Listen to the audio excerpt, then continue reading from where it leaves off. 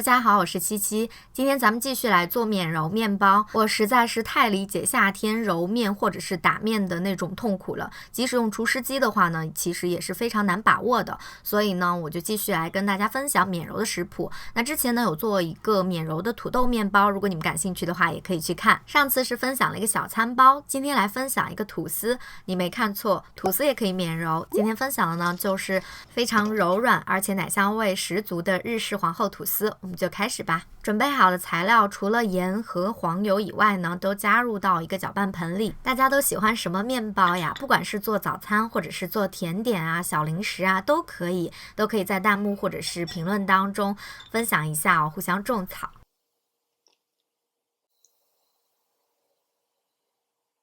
先用筷子把所有的材料搅拌均匀。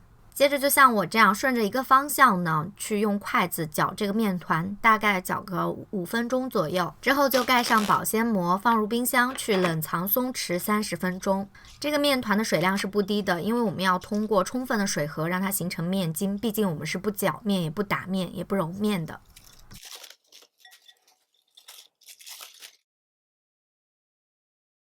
松弛好的面团就取出，可以扯出比较粗糙的膜，这样就可以了。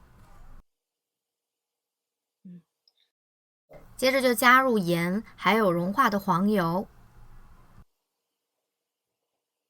通过不断的折叠、按压，并且重复这个动作，让黄油跟盐充分融合到面团中。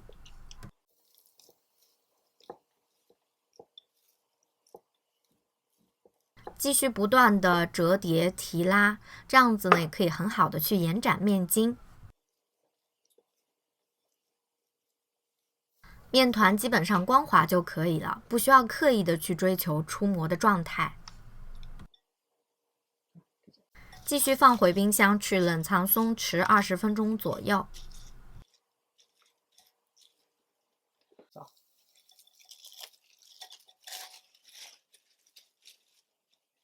面团取出之后，就把它等分成4份。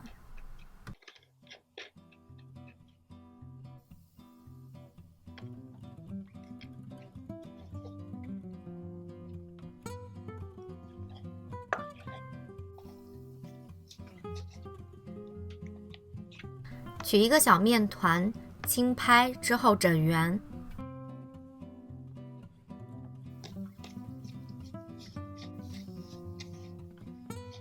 都整形好之后呢，可以继续放回冰箱去冷藏松弛10分钟左右。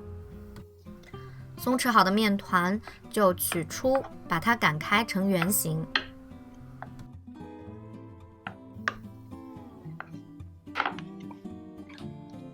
接着就把它折叠成长条状。通过不断的松弛、折叠、擀卷这样子的动作呢，也可以让面筋得到非常好的舒展与放松。盖上保鲜膜，放入冰箱去冷藏松弛10到15分钟左右。松弛好的小面团继续擀开成长条状。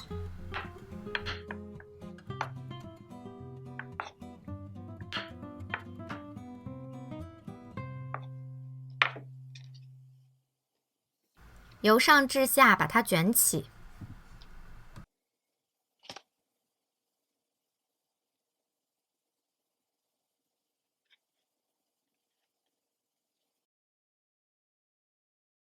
都做好之后，就可以放入模具，盖上保鲜膜来进行发酵了。我基本上呢是一次发酵，所以呢直接就是35度发50分钟左右，大概发到模具的7、8分满，就可以取出，刷上蛋液。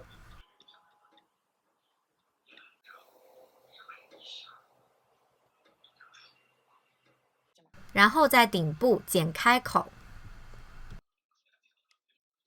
放入切好的黄油，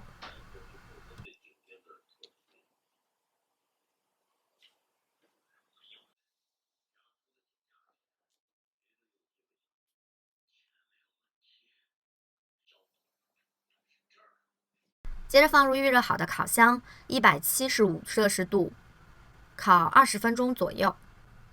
我的建议是呢，我们用免揉的方式就可以做这种比较小型的吐司就可以了。如果你要做大吐司的话呢，就需要把这个材料加倍。这个诱人的颜色再加上非常浓郁醇厚的奶香味道，绝对是一个超级棒的搭配。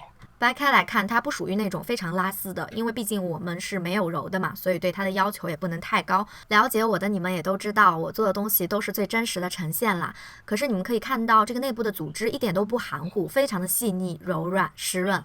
那希望大家会喜欢，我们就下期见吧，拜拜。